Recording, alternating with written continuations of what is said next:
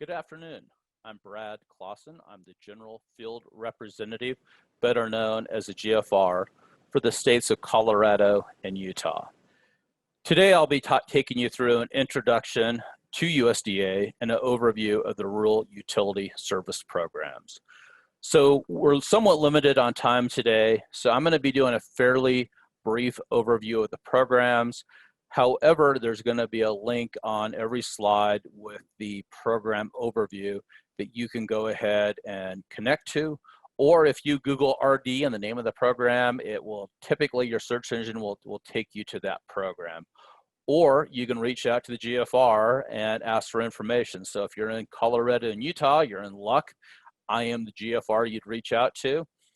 If you're in another state, at the end, we're going to go ahead and see the GFR map. Most GFRs cover 1 to 2 states. However, some cover more, some cover less, but you can reach out to the GFR and they'll go ahead and get you to the right place and get you the right information. All right, so let's just jump in and talk about what is Rural Development's mission. So our mission is we're committed to helping improve the economy and quality of life in rural America. So how do we do that? We do that by providing loans, grants, and loan guarantees that support essential services such as housing, economic development, healthcare, first responder services and equipment, water, electric, and telecommunication infrastructure. So what is our background? We have 3 agencies with unique programs and objectives. We have Rural Utility Service, RUS. We have Rural Housing Service, RHS. Rural Business Cooperative Service, RBS.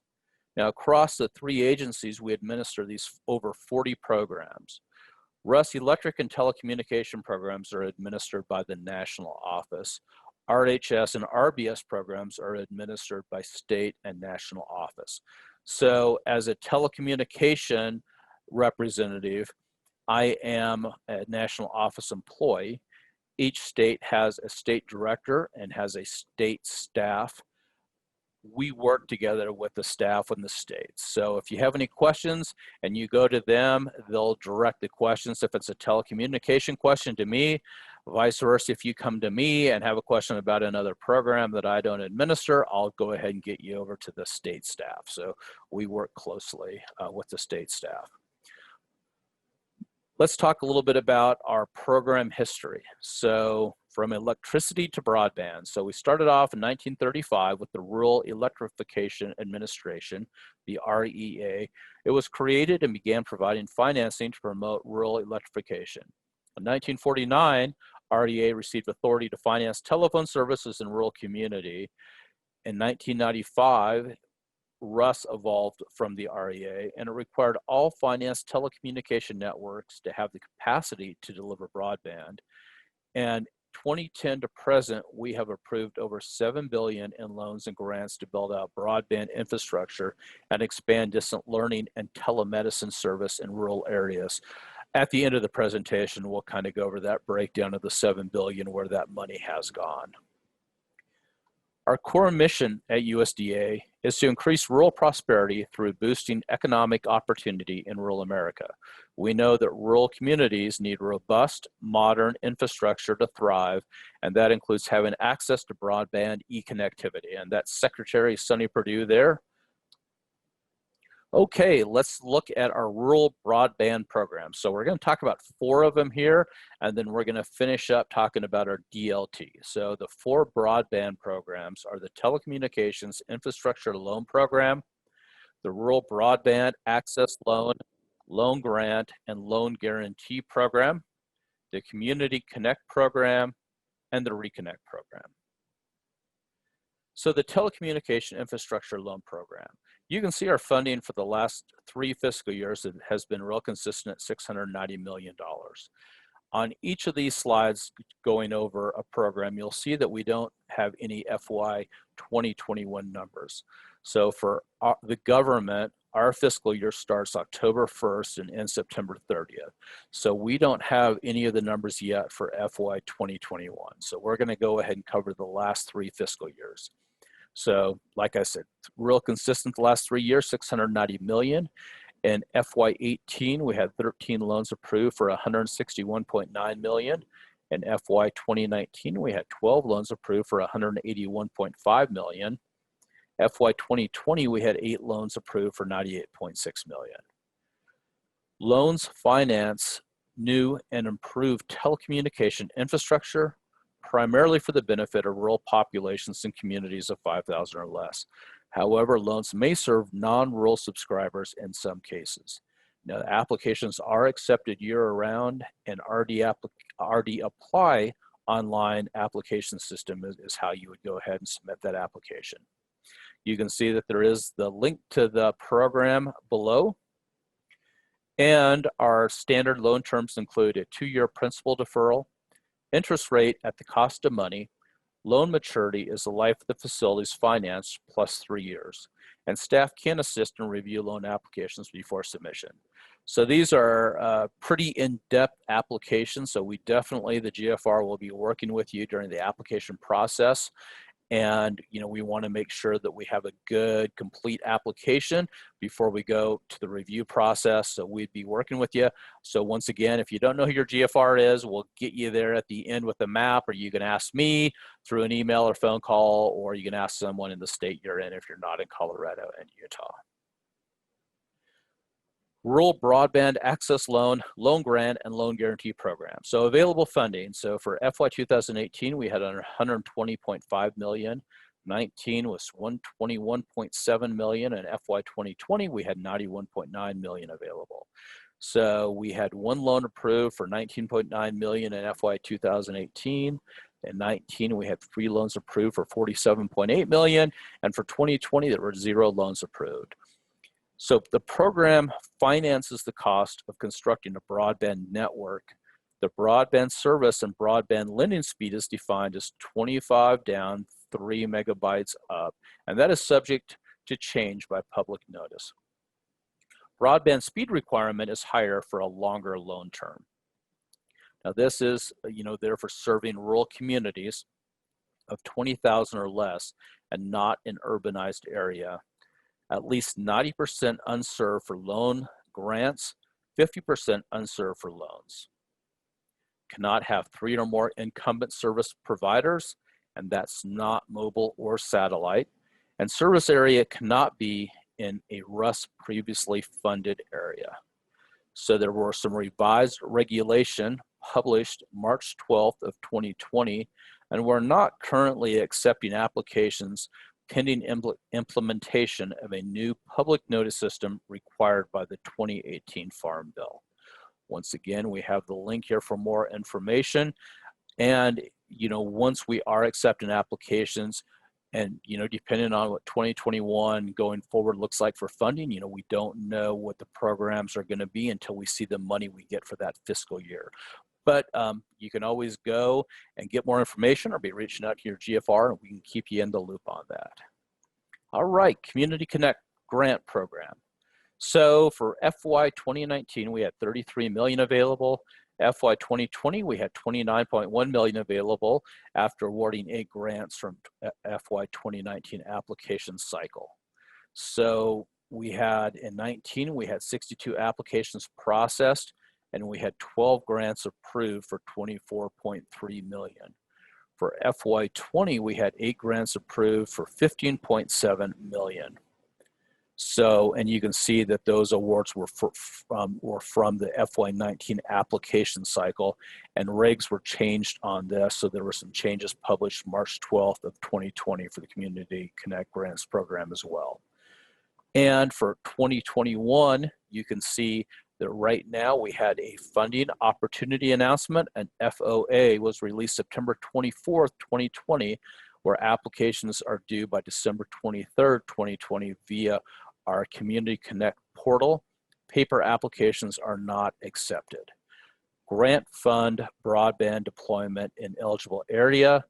So that's what they fund. And the population of 20,000 or less.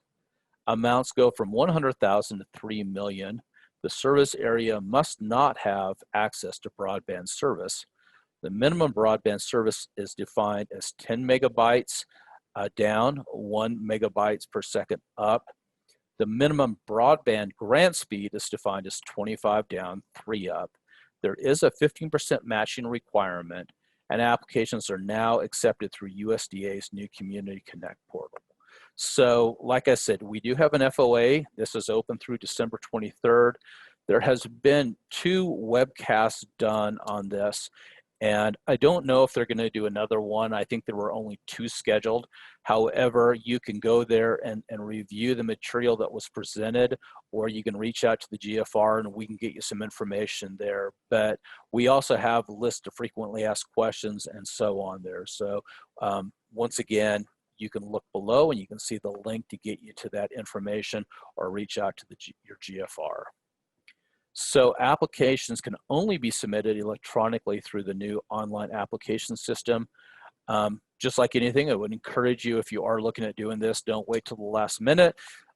Sometimes if we have a high demand, we know that sometimes some of our systems can go down. So just try and prepare as soon as you can if you are looking at this. So the resources are available on the website as well. And the contact information is the Loan Origination Approval Division, and you can see the email and phone number there. Reconnect program. So our Reconnect, we had $600 million available in FY18, $550 million in FY19, and $655 in FY20. So for FY 2019, that's what we call our round 1. We had 146 applications processed. Of those processed, we had 78 applications requesting grant funding, 53 were looking for the 50-50 loan grant funding, and 15 were requesting 100% loan funding.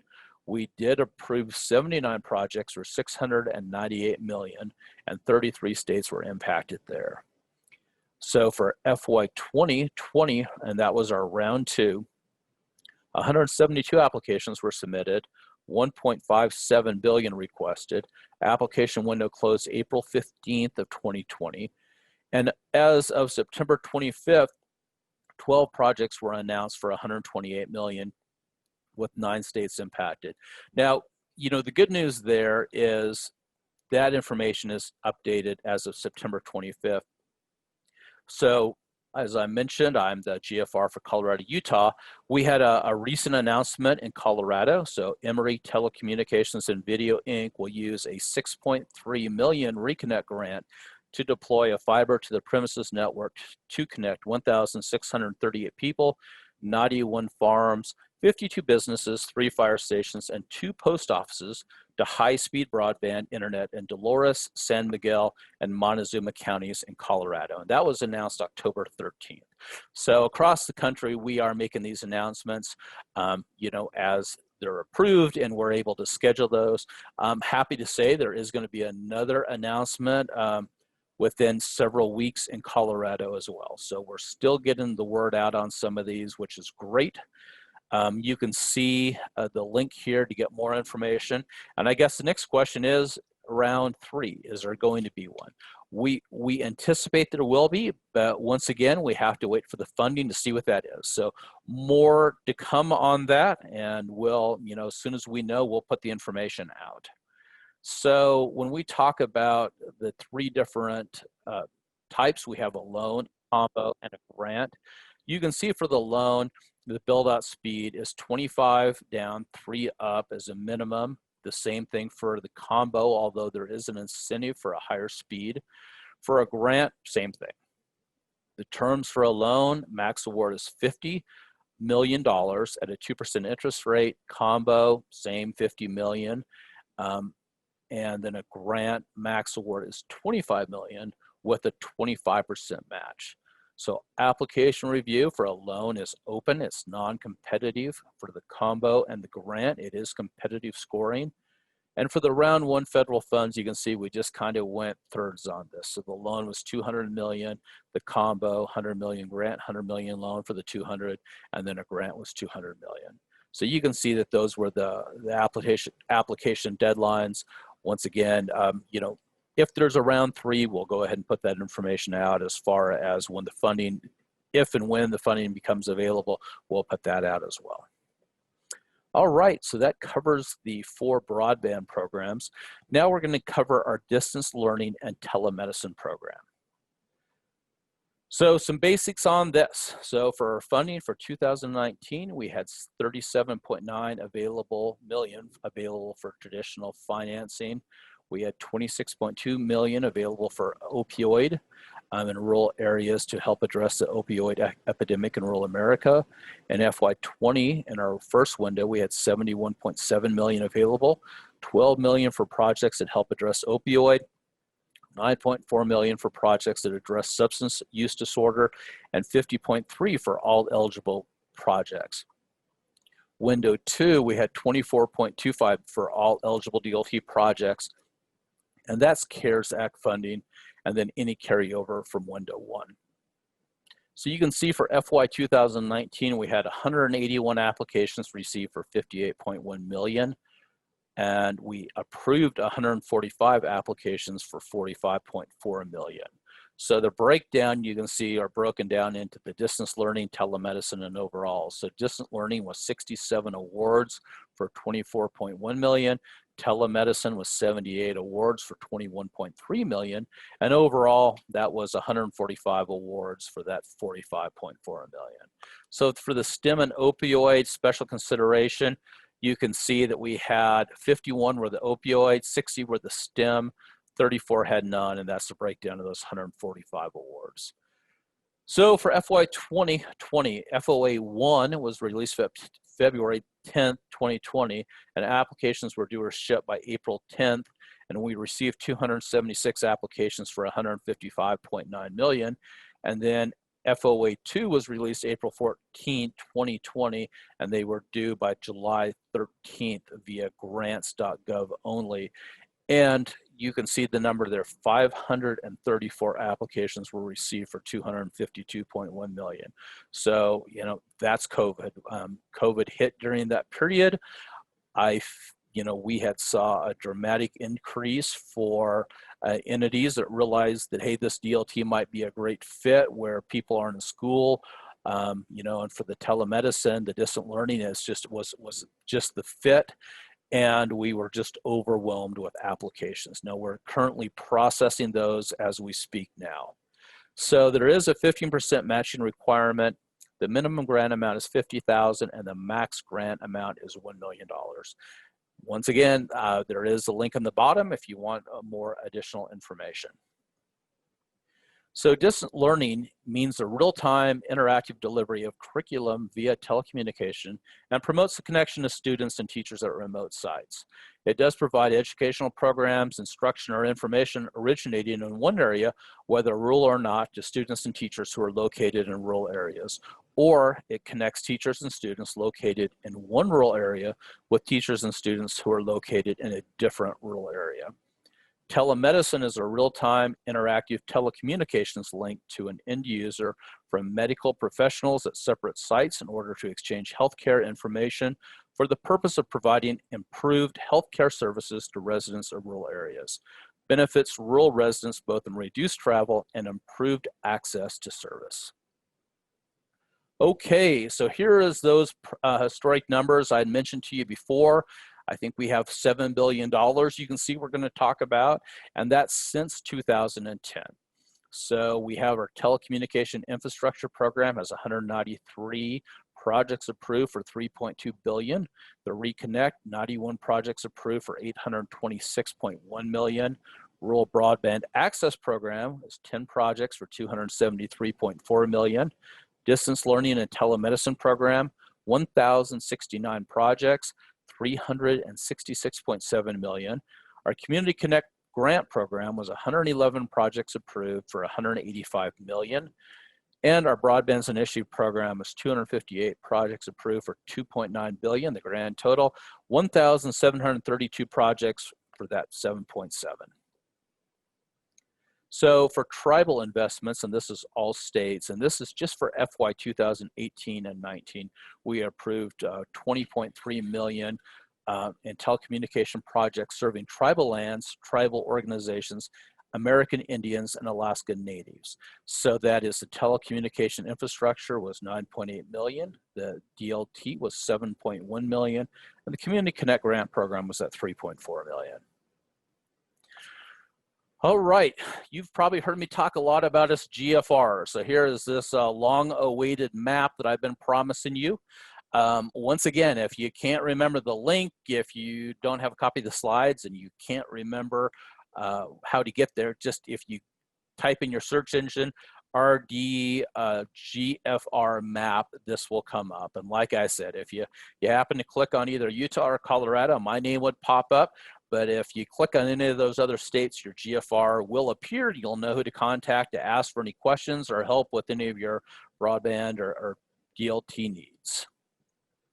So here are some of the key contacts. So the assistant administrator is Laurel Levier, and she is the acting administrator. So we have 4 deputy assistant administrators. We have Sean Arner for Telecommunications program, Peter Amable for the Portfolio Management and Risk Assessment Division, Randall Milheiser for the Loan Origination and Approval Division, and Kenneth Kushno for the Policy and Outreach Division.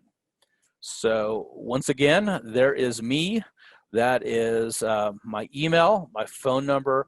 Feel free to give me a call with any questions. Now, I think we're going to stick around for some questions.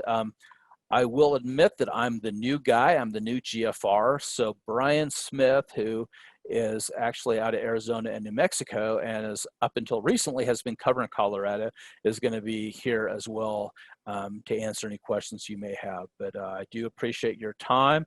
And once again, if you have any questions or if you want to talk to us about any of these programs, please feel free to reach out. We'd love to talk to you and see if we can help you. Thank you very much, and you have a good day.